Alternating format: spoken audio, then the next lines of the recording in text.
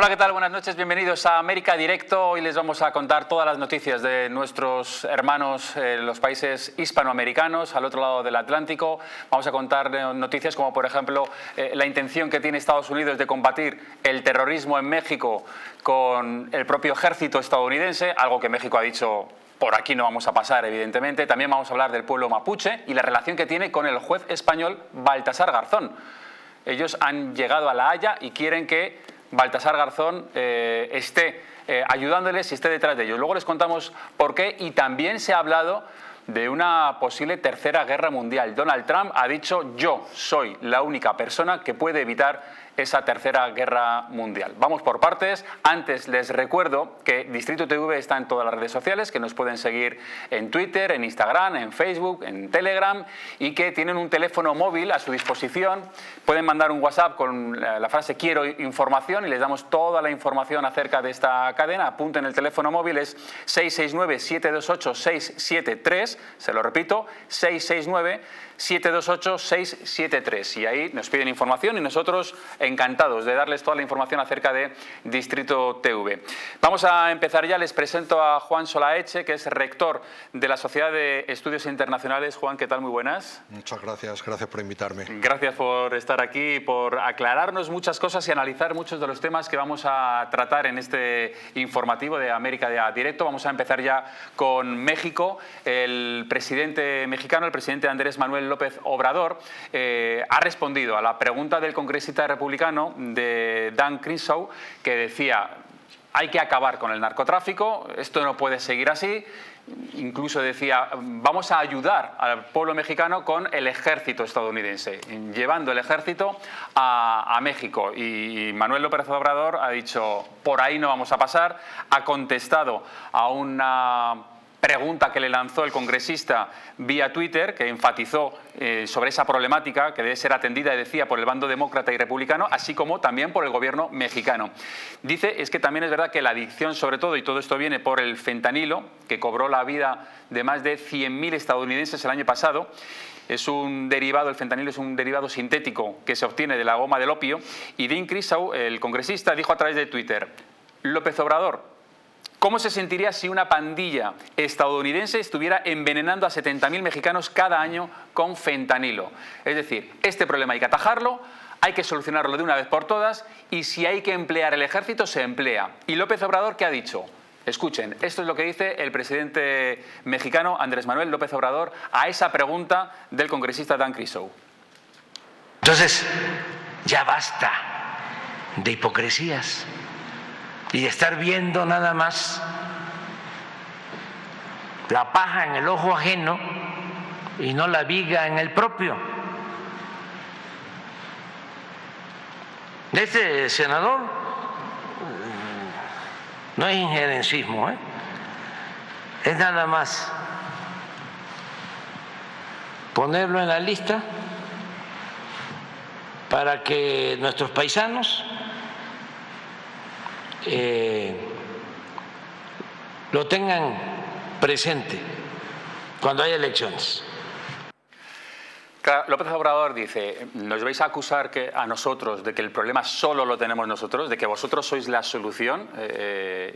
¿No veis los problemas que tenéis también en vuestras fronteras como para atendernos a nosotros? Es un problema, evidentemente, el tema de esta droga que cada vez está proliferando más y que causa muchísimas muertes, pero yo no sé hasta qué punto es legal que un país diga: tenéis un problema, vamos con nuestro ejército a vuestro país y vamos a solucionarlo. ¿Esto se puede hacer? ¿Esto es legal? No, no olvidemos que están ya en precampaña para el 2024, para las elecciones, y que el Partido Republicano está con toda la artillería en estos momentos actuando previas las elecciones. El senador Dan Crenshaw, que es de Texas, lógicamente lo que quiere es ir ganando votos. Es verdad que también el presidente AMLO le dice que si ellos transportan el fentanilo y causan estas 100.000 muertes en Estados Unidos el año pasado, como así es, y así se han reconocido en cifras oficiales, también es verdad que el presidente AMLO dice que quien arma a todos los cárteles, en concreto de México, ¿no? Donde todos los cárteles compran en Estados Unidos. Las armas las compran a Estados Unidos. Exactamente. Entonces, claro, es el quid pro quo. Es decir, si tú me estás acusando, ¿por qué no poner remedio con el tema de la compra de todo el armamento de estos países? El tema del fentanilo ha sido derivado, el elevado precio, sobre todo por los recursos para elaborarlo, ¿no? Entonces, el principal proveedor mundial es China, pero con el tema del COVID y las restricciones del transporte y demás, pues ha encarecido muchísimo este tipo de drogas, estos compuestos, y lógicamente pues todos los cárteles de toda Iberoamérica en concreto, pero más especialmente los de México, pues lógicamente están en una lucha tremenda, primero por hacerse con estos compuestos y luego por hacerse con todas las rutas hacia Estados Unidos. ¿Pero eso va a llegar a algún lado? Es decir, ¿tiene algún viso de prosperar esta petición de emplear el ejército? Ellos se acogen al acta patriótica del 11S, donde se declara que si Estados Unidos declara terroristas internacionales, y en este caso lo que quieren declarar es terroristas a los narcotraficantes, para que puedan ser perseguidos allá en cualquier sitio del mundo, ¿no? ¿Y eso lo pueden declarar de forma unilateral? Es decir, sí. Estados Unidos puede determinar quién es terrorista y de esa forma poder actuar con el ejército. A ver, eso es lo que pasa, es que Estados Unidos no ha suscrito el acuerdo del Tribunal Internacional de Derechos Humanos. Está fuera, igual que Rusia, igual que China, ¿no? No lo han suscrito. Entonces ellos dicen que unilateralmente ellos pueden intervenir en cualquier país donde ellos consideren que hay terroristas que atentan contra los Estados Unidos. Pero lógicamente México es un país como muy importante como para poder ser invadido por las fuerzas. Porque al final lo que te iba a preguntar, al final si tú empleas el ejército para entrar en otro país, por mucho que digas que quieres solucionar un problema, lo que estás haciendo de alguna forma es una invasión. Es una invasión, ¿no? O sea, no podría, a nivel internacional eso no se podría permitir, ¿no? Imposible. O sea, eso no lo puede hacer eso se puede hacer pues como un país como Granada, estos islotes, estos pequeños países bananeros que se puede, perdón por lo de bananeros, es decir, pequeños países de poco relieve internacional, y ante ese poderío militar americano, pues lo pueden hacer, pero con un país como México, que es la 12ª potencia mundial, eso no se puede consentir. De hecho, desde que se crea la DEA, Estados Unidos siempre ha estado presente en todos los países iberoamericanos y especialmente en México y Colombia han estado desde el principio. Los acuerdos y las relaciones son muy estrechas y esto ha sido más una butad electoral del senador Griswold que no. Pero de alguna forma también crea más tensión en las relaciones entre Estados Unidos y México, este tipo de propuestas, injerencias. A ver, nadie ni del Partido Republicano ni del Partido Demócrata de relieve y de peso ha hecho va a secundar la propuesta de hace este tipo de declaraciones. Lo que pasa, claro, que al presidente AMLO pues cualquier excusa le sirve para hacer un mitin y, en fin, lleva una temporada con la nacionalización del litio, etcétera y tal, pues son medidas muy populistas, ¿no? Que eso él piensa que le dará relieve en su propia campaña electoral. Otro de los episodios que ha habido también un poco que ha creado tensión también entre Estados Unidos y México ha sido el secuestro de 4 estadounidenses en territorio mexicano. Ya no solo el secuestro, sino que han acabado con la vida de 2 de ellos. Les cuento, es un grupo de amigos. Al parecer, una de las componentes de este grupo es una mujer que quiere hacerse una abdominoplastia en territorio mexicano.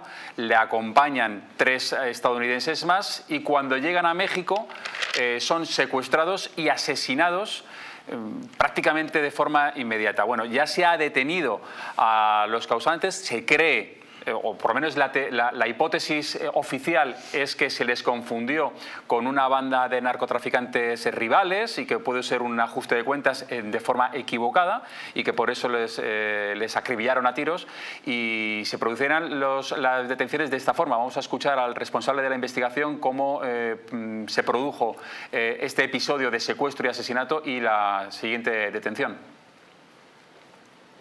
Como resultado de las acciones de investigación, fue detenido en flagrancia José N., de 24 años de edad, originario de Vallehermoso, Tamaulipas, quien se encontraba en funciones de vigilancia de las víctimas. Fueron encontradas en una casa de madera cerca de un lugar conocido como La Lagunona, en el ejido El Tecolote, en Matamoros. Cabe hacer mención que durante los 3 días posteriores al hecho delictivo, las 4 personas privadas de la libertad fueron trasladadas a diversos lugares, entre ellos una clínica, con el fin de crear confusión y evitar las labores de rescate. Pues les cuento cómo se suceden los hechos. Esos 4 amigos van a México, al parecer para hacer un tratamiento médico de una operación que les resulta mucho más barata hacerla en México que hacerla en Estados Unidos. La madre de la chica le había dicho: no te vayas a México, esto es peligroso, puede pasar cualquier cosa. Ella dijo: lo tengo todo controlado, lo tenemos todo bien organizado, pero realmente tenía razón la madre, porque cuando llegan a México se encuentran con esta banda que primero les secuestran, les llevan a diferentes viviendas. En una de ellas están en un casetón, que ahí es donde la policía mexicana acaba deteniendo a uno de ellos porque está haciendo labores de vigilancia, pero lamentablemente ya habían asesinado, Juana, a 2 de estos estadounidenses. Bueno, estos se trasladan, por las noticias que hemos visto, con una sub que venía con matrícula de Carolina del Norte, ¿no? Los chavales venían con esa... Sí, exactamente. Y hay 2 muertos norteamericanos y una mujer mexicana también ha fallecido en este golpe, digamos, no sé si delincuencial o del narcotráfico y tal. A mí me resulta muy sospechoso que haya sido, es decir, los narcotraficantes no se equivocan habitualmente cuando dan un golpe, es decir, lo tienen previsto, no es que pasaban por allí y voy a secuestrarte. Que esa es la versión oficial. Claro. Se han equivocado estos narcotraficantes, se pensaban que era una banda rival y por eso los han tiroteado. Claro, pero si se equivocan no los matan, es decir, porque son norteamericanos y ellos saben que matar a un norteamericano es echarte toda la DEA encima, ¿no? Es decir, te van a perseguir hasta el fin del mundo. Entonces, yo sospecho que esto es algo más, porque inmediatamente el FBI el mismo viernes ya anunció una recompensa de $50.000 por saber el paradero o alguna noticia sobre los secuestrados.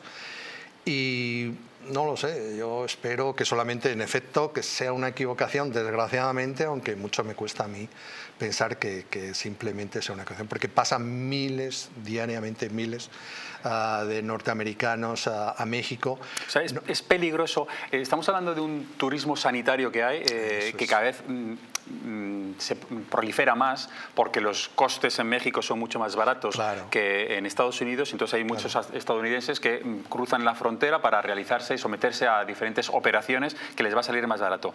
La madre de esta chica le decía: eso es peligroso. Realmente, evidentemente, al final se ha demostrado que lamentablemente acaban muriendo 2 de ellos, pero ¿es peligroso el cruzar la frontera a México para este tipo de intervenciones quirúrgicas o médicas o sanitarias? Vamos a ver, normalmente cuando tú ya tienes prevista la operación, el día y la hora, y alguien te viene a recoger para llevarte a la clínica. Pensemos que una operación media en Estados Unidos puede estar en $35.000. Los seguros muchas veces no te cubren todo el coste de la operación, ¿no? Entonces, vuelvo a decir, son miles de norteamericanos que diariamente están atravesando las fronteras. Esta es la frontera por Texas, que han atravesado allí, que le llaman la frontera chica. Y yo sigo pensando que esto se va a resolver un poco más adelante. No creo que esta información sea tan sencilla de un error. Simplemente, me cuesta creerlo. ¿Ha habido detenciones ya, no? Sí, de una persona que estaba allí vigilando en una garita y que estaba vigilando, es decir, alguien estático porque bueno, no parece que estaba el hombre allí esperando a que lo detuvieran. Que también me decías que si, hombre, si se han equivocado y es una banda rival, ¿por qué no asesinar a los 4 y dejar a alguno con vida? Eso también tiene algún significado, creo. Claro, exactamente. Es decir, si asesinas a los 4, ¿no? Porque la verdad es que son muy salvajes cuando se ponen en plan narcotraficante, cuando hace sus asesinatos son terribles, ¿no? Tenemos muchísimas pruebas, testigos, cómo cuelgan los cadáveres de los puentes, etcétera y tal.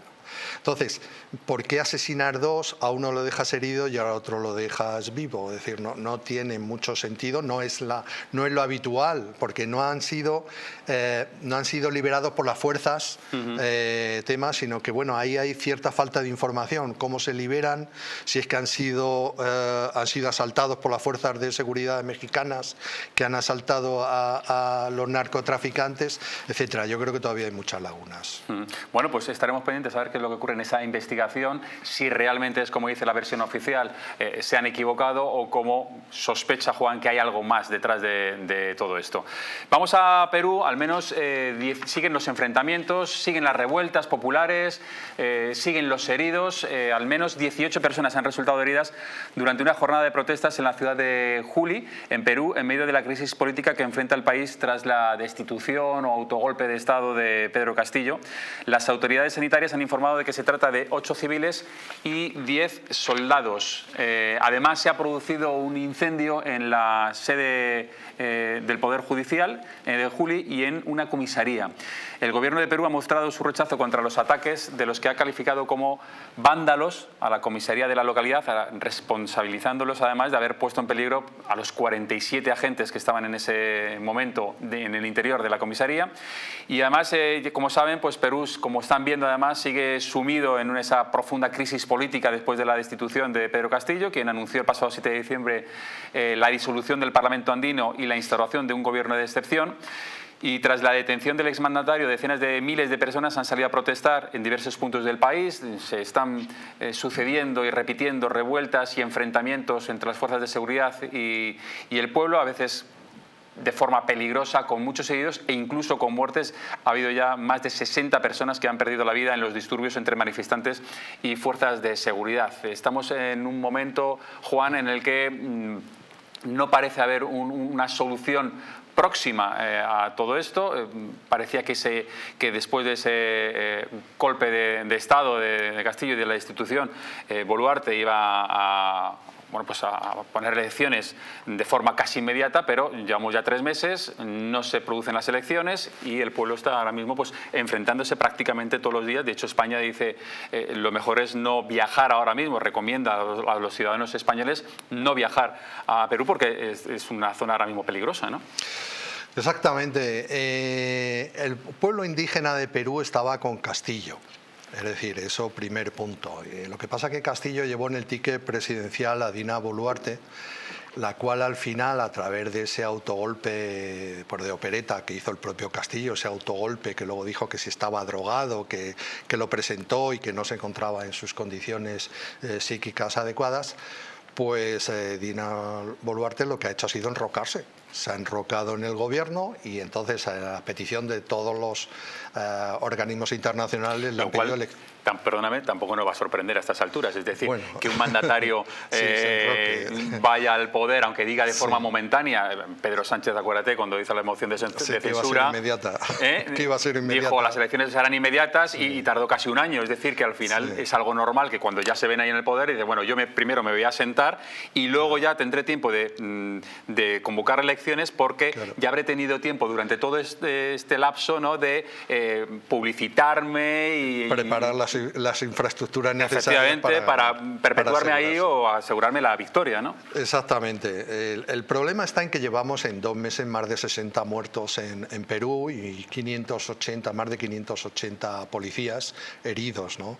Entonces, bueno, pues un país como Perú, que con una violencia tan racial, pues por el tema de la población indígena y demás, bueno, pues no es un país fácil, ¿no?, para las fuerzas y cuerpos de seguridad, y sobre todo con todos los intereses del establishment que está apoyando a Dina Boluarte, y que el pueblo pues ha dado cuenta que al final ha sido una jugada extraña de induciendo al presidente Castillo a presentar ese autogolpe para quedarse ella, ¿no? Y como bien decías, en efecto, no ha sido con un carácter inmediato de poner orden y resolver. Además, no olvidemos que ella ayer prestó declaración en el juzgado, y que se ha resistido hasta el último momento intentando... Ella está siendo investigada ahora mismo también por todas estas muertes y demás, está siendo investigada y ha sido además llamada a declarar por la fiscal. Ayer tuvo que declarar después de que ella pusiera todos los impedimentos legales, ha utilizado todos los recursos, intentar declarar por videoconferencia, por escrito, etcétera, y al final los tribunales, porque otra cosa, sí es verdad que los tribunales de Perú están dando una lección de independencia y de soberanía exactamente en todo el mundo. Es decir, todo el mundo pensaba que los tribunales, que el poder judicial en Perú era un poder sometido, y no, en absoluto. Lo hemos visto cómo con el presidente Castillo han actuado, y cómo a la presidenta Boluarte la han obligado a declarar en presencia. O sea que esa imparcialidad puede hacer que realmente esta mujer sea juzgada. Exactamente, o al menos confiemos. Vamos a hablar, es que antes estaba esperando la llamada de Orlando Avendaño desde Medellín, Colombia. Orlando, ¿qué tal? Muy buenas. Buenas noches desde aquí, desde España. Gusto, muchísimas gracias por la invitación. ¿Qué tal? Estábamos hablando hace apenas unos minutos, antes de hablar de lo que está ocurriendo en Perú, de México y de Estados Unidos, y de esa propuesta estadounidense de utilizar el ejército norteamericano para combatir el narcotráfico, algo que López Obrador ha dicho: por aquí no voy a pasar, aquí no entra ni un soldado norteamericano. Sí, la realidad es que la primera víctima del narcotráfico mexicano es Estados Unidos. Por eso la Cámara de Representantes planteó la posibilidad de que también sea asumido como un problema doméstico el caso de los carteles de narcotráfico en México. López Obrador, y algo que nos sorprende, reaccionó con toda la oposición posible y con toda la molestia posible ante el planteamiento. Esto va en sintonía con lo que ha sido la política de López Obrador de siempre. Tenemos que recordar que bajo su premisa de abrazos, no balazos, el gobierno de López Obrador ha sido completamente cándido y dócil frente a los carteles de narcotráfico. Sabemos lo que ocurrió hace unos meses cuando el gobierno había agarrado al hijo del Chapo Guzmán y tuvo que liberarlo por la presión de los narcos. Eso habla de que el Estado mexicano está sometido a los narcos. Entonces, obviamente la idea de que los grupos narcotraficantes sean considerados terroristas y en consecuencia Estados Unidos pueda intervenir fue rechazado por López Obrador. Pero, ¿y tiene visos de prosperar esa propuesta de intervenir con el ejército? ¿O es aquí hablábamos de que podría ser casi una invasión, aunque ellos puedan decretar que los narcotraficantes son terroristas y poder intervenir, pero claro, el poder introducir las fuerzas del ejército en otro país es una injerencia que no sé si eso se puede permitir a nivel internacional?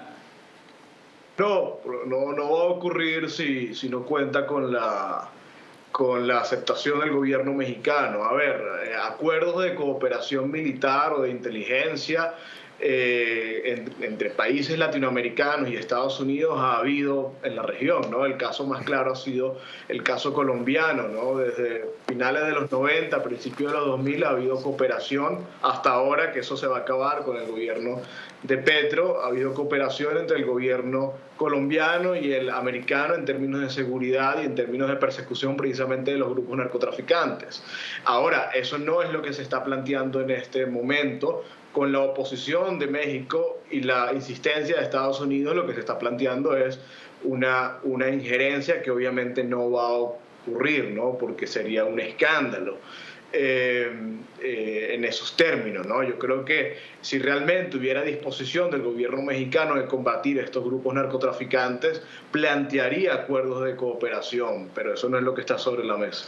Claro, porque a veces decía López Obrador: me estás diciendo el problema que yo tengo aquí de narcotráfico, pero ¿os habéis visto en el espejo? ¿Habéis visto que vosotros también tenéis otra serie de problemas? Incluso Juan Solaeche nos decía también, claro, ¿y quién vende las armas a estas milicias o a estos grupos narcotraficantes? Si es el propio Estados Unidos, ¿no? Claro, claro. Y algo que también dice López Obrador, que es muy cierto y fue muy inteligente, es que, es decir, las muertes que hay por fentanilo y todo este daño colateral al final que hay por fentanilo, pues tiene que ver con el mercado, ¿no? Es una cuestión exclusivamente mercantilista, y es que pues el consumidor de estos grupos narcotraficantes es el mercado americano. Entonces López Obrador apela a esto, es decir, primero controla tus problemas de adicción antes de decirme a mí que controla mis narcos. Obviamente ambos países tienen sus problemas domésticos y deben atenderlos, pero es llamativo eso también que dicen, ¿no? Los narcos mexicanos también son, pues compran las armas y se subastan en el mercado americano y también dependen del mercado americano, entonces es una relación mutua. Orlando Avendaño, muchísimas gracias por entrar desde Medellín, desde Colombia, gracias. Gracias a ustedes. Un saludo desde aquí, desde España. Nos contaba un poco en la línea de lo que contaba Juan Solaeche.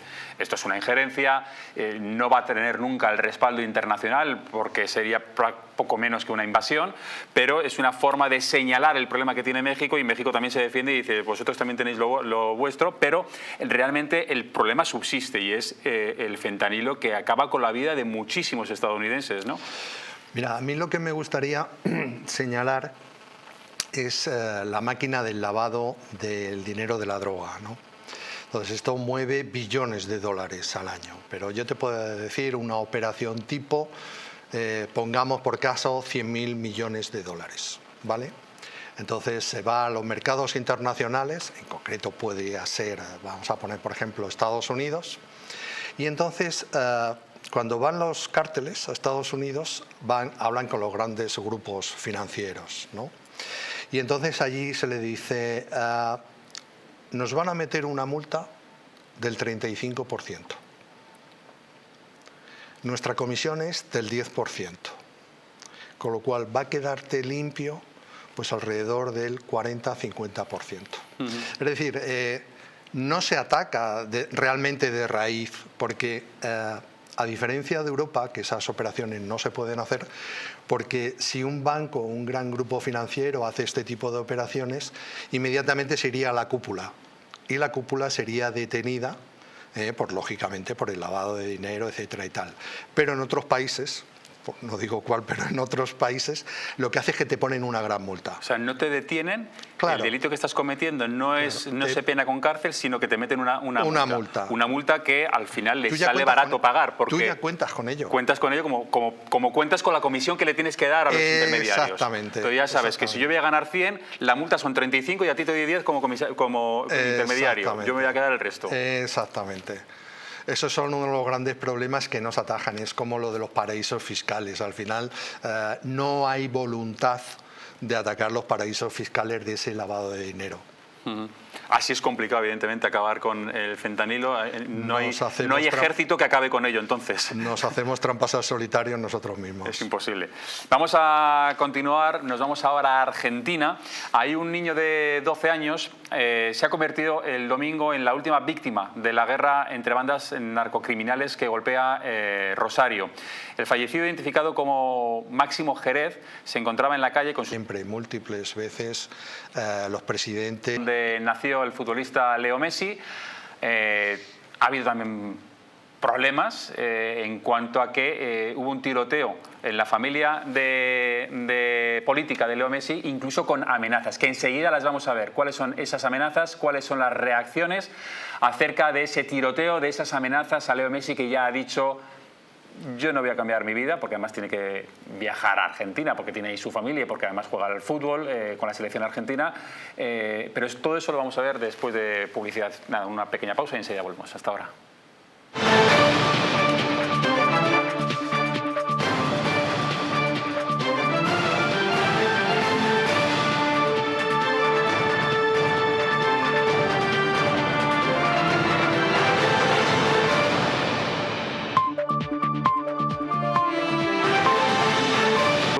colágeno hidrolizado puro, antioxidantes, ácido hialurónico y vitamina C, que contribuye a la formación normal de colágeno. Haz del tiempo tu gran aliado. Colacel Antiox. Naturhaus es el mejor método para perder peso de forma saludable y sin pasar hambre. Desde la primera visita, una asesora te enseñará a cambiar tus hábitos hasta alcanzar tu peso perfecto.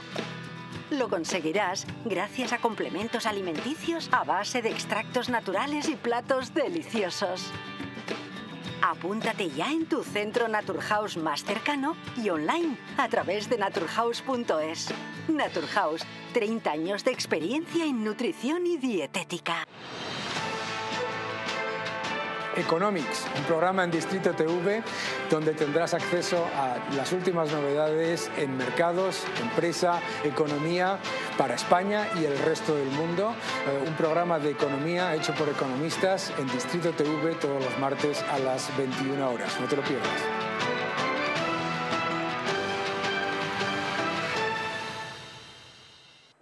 Hotel Las Dunas, un lugar mágico en el corazón de la Costa del Sol. En primera línea de mar, situado en un oasis de armonía, tranquilidad, enfocado en la salud y bienestar de nuestros huéspedes. Desconecta del estrés y la monotonía del día a día. Estancias con programas exclusivos y personalizados de salud, rejuvenecimiento y control del peso. Elegancia y bienestar junto al mar, sin renunciar a la actividad y la vida saludable. Descubre Las Dunas Hotel Health and Spa, el más exclusivo de toda la Costa del Sol.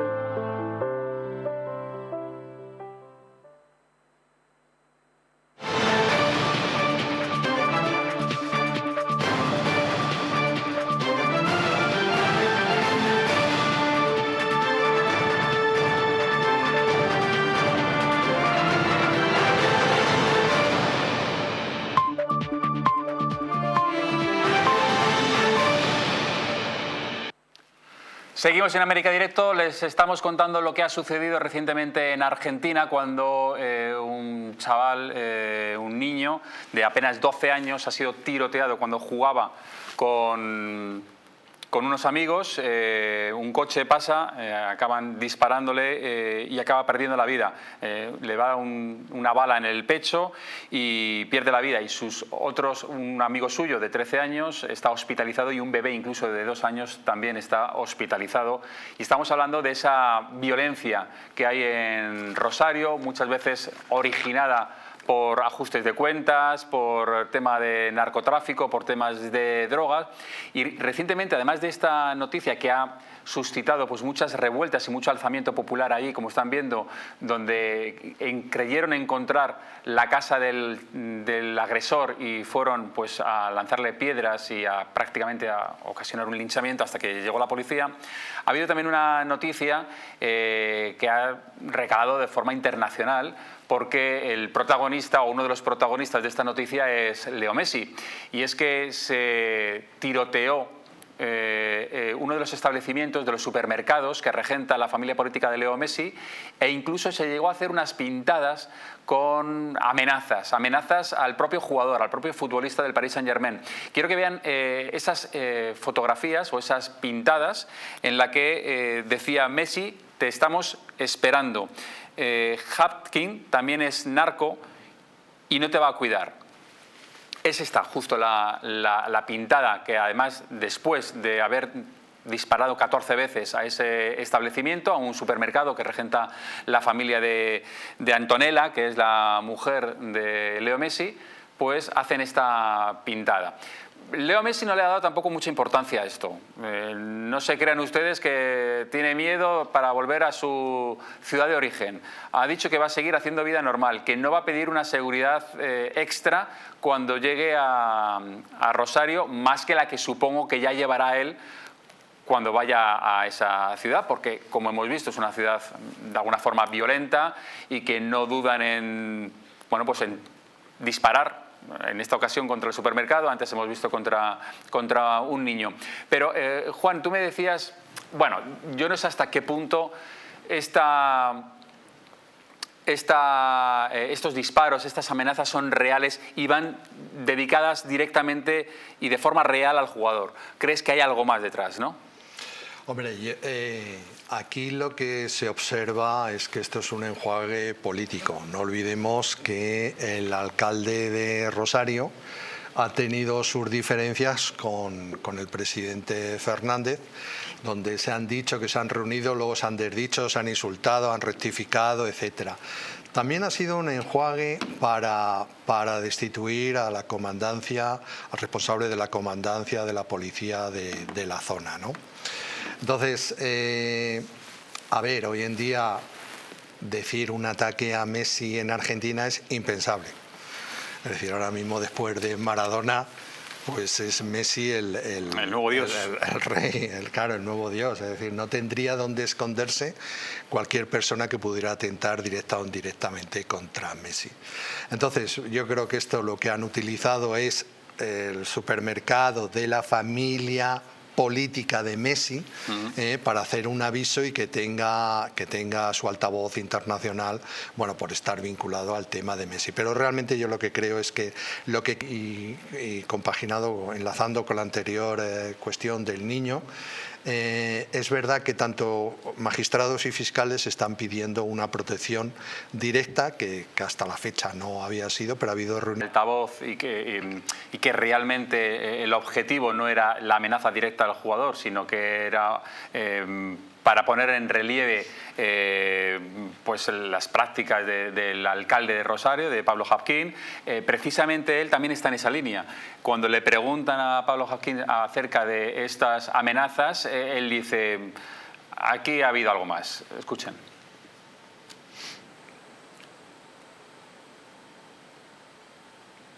No sé si tenemos esas imágenes del alcalde de Rosario. Ahora, lo escuchamos. De banda criminal.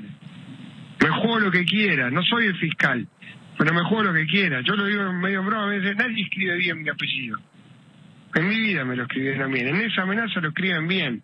Acá hay mugre de la política, mugre de la policía, mugre de los que nos tienen que cuidar. Pero a mí no me van a frenar con eso. Lo que digo es la reacción en la Argentina, en esto, tiene que ser prioritaria sobre Rosario. Prioritaria. Porque lo que pase hoy acá va a depender de cómo se reacciona en el resto del país. Esto es un poco lo que decía Juan. Haya también algo político en todo esto. No es solo la amenaza de Leo Messi, sino que a Leo Messi viene muy bien porque evidentemente si se tirotea cualquier otro establecimiento que no esté relacionado con la familia Messi, pues no sale esa noticia de Rosario. Al ser Messi, esto ya no es solo en toda Argentina, sino prácticamente a nivel internacional, a nivel mundial, porque estamos hablando de los servicios de seguridad de la comarca, bueno, pues en principio parece que ya venía de lejos. Entonces, como bien dice el alcalde, aquí hay esa mugre que hay por debajo y que, bueno, realmente es una lucha política. No olvidemos que de Rosario han salido hasta presidentes de Argentina.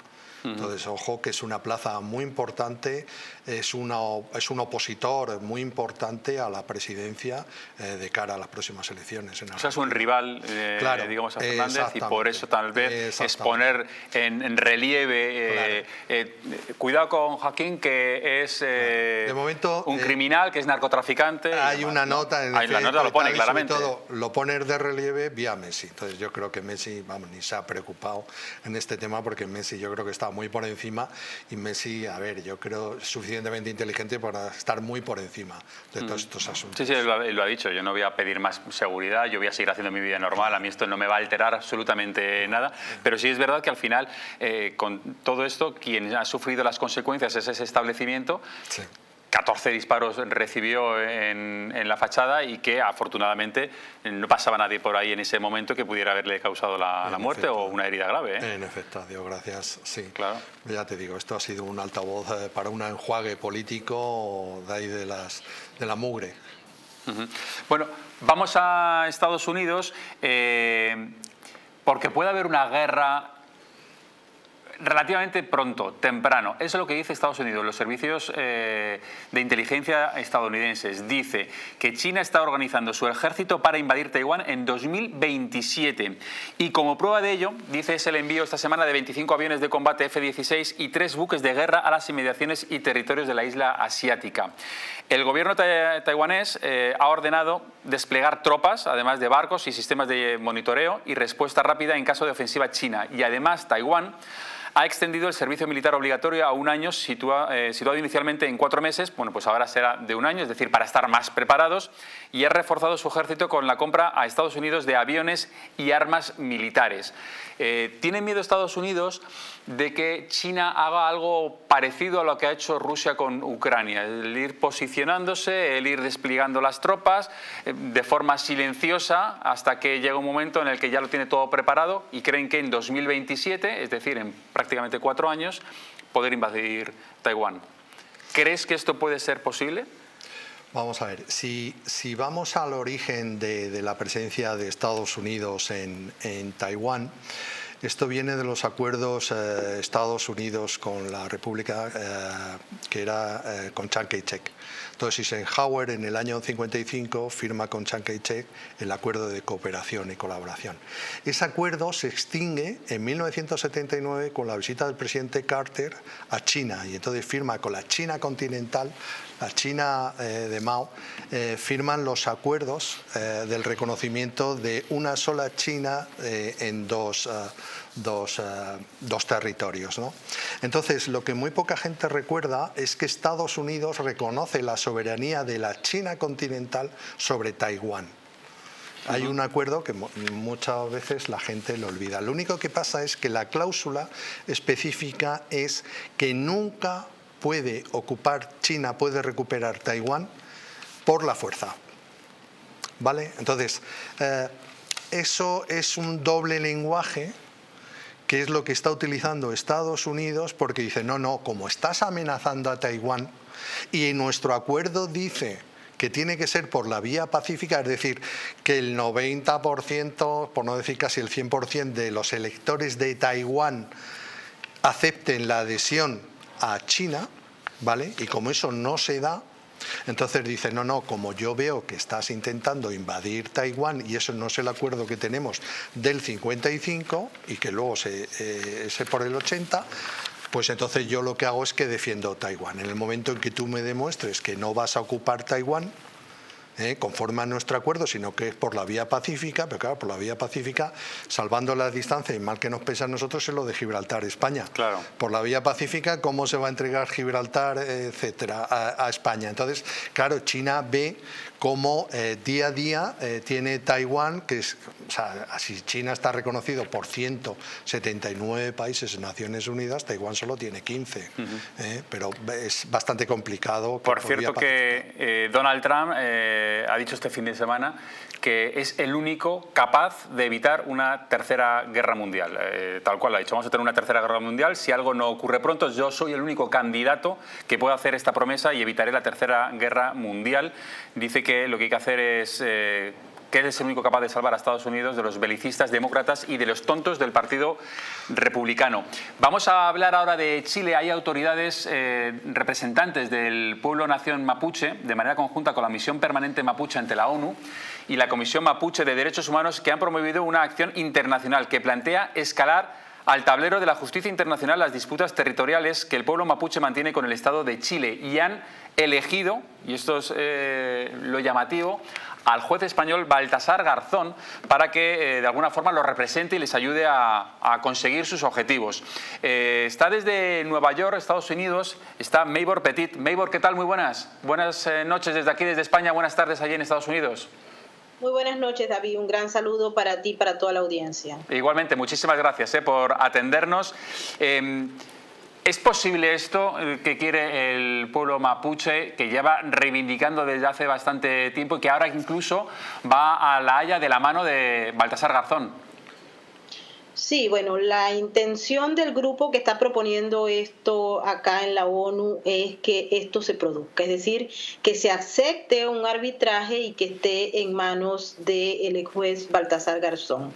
Vale la pena destacar que este proceso forma parte de una gran estructura que se ha armado, que incluye lobbies internacionales, participación de ONGs, pero también dinero proveniente de todos los regímenes autoritarios del llamado Foro de Sao Paulo, donde se ha constituido inclusive una especie de unidad llamada RUNASUR que busca el separatismo en los pueblos indígenas, y también la propuesta que viene por muchos años y que inclusive la hizo el mismo Hugo Chávez cuando llamó a estas poblaciones indígenas que no se han integrado de manera satisfactoria a los modelos de Estado en América Latina para que se produjera lo que se llamó la resistencia indígena. Lo que quiere decir que esta propuesta del pueblo mapuche en la ONU tiene muchísima historia cronológica que nos va a llevar también a un elemento clave,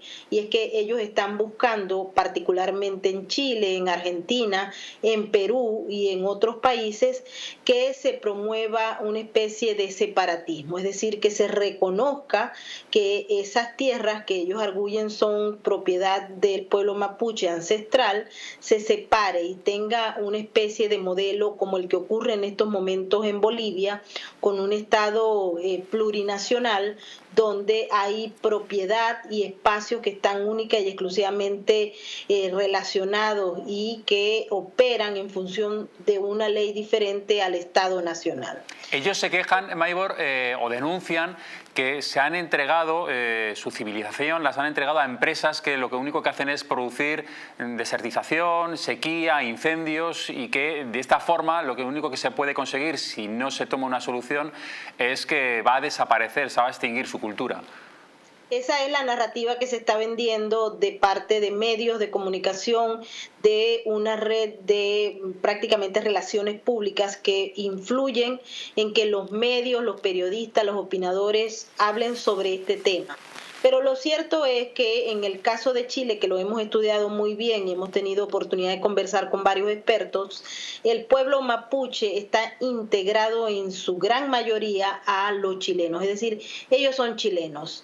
Ellos tienen que someterse al Estado chileno, porque definitivamente estos elementos que se están planteando no representan a una comunidad específica, es decir, el pueblo mapuche no es una comunidad limpia del mestizaje que se ha producido en Chile y en cualquier país de América Latina.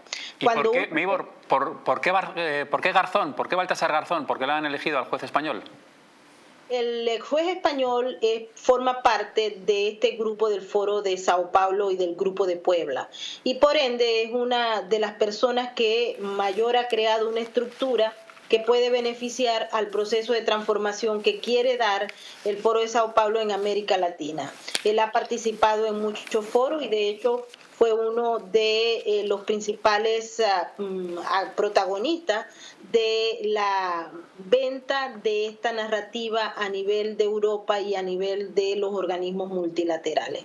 Quiero hacer hincapié que el tema, si se acepta, es decir, si los mapuches logran que la Haya acepte esta propuesta y que se enjuicie al Estado chileno por este elemento en particular, van a beneficiarse porque se va a imponer una especie de jurisprudencia que puede ayudar a todos los grupos separatistas a lograr el objetivo de Maybor, tenemos que dejarlo aquí porque se nos acaba ya el tiempo. Muchísimas gracias por contarnos esta reivindicación y realmente pues lo que dices, ¿no? que este pueblo mapuche, pues que son chilenos que están bien integrados a pesar de que pues quieran de alguna forma esa autodeterminación e incluso van a la ONU. Gracias, Maybor. Un saludo muy grande desde aquí, desde España. Hasta luego. Bueno, pues tenemos que dejarlo aquí. Ya se nos ha acabado el tiempo, nos hemos dejado algún tema en el tintero, pero la semana que viene, pues aquí en América Directo lo contamos, toda la actualidad de las noticias hispanoamericanas. Juan Solaeche, muchísimas gracias por haber estado en este programa, este segundo programa de América Directo, y habernos analizado todas las noticias, que son muchas, de nuestros hermanos hispanoamericanos. Gracias a ustedes también por estar ahí una noche más. La semana que viene, como siempre, América Directo. Hasta entonces.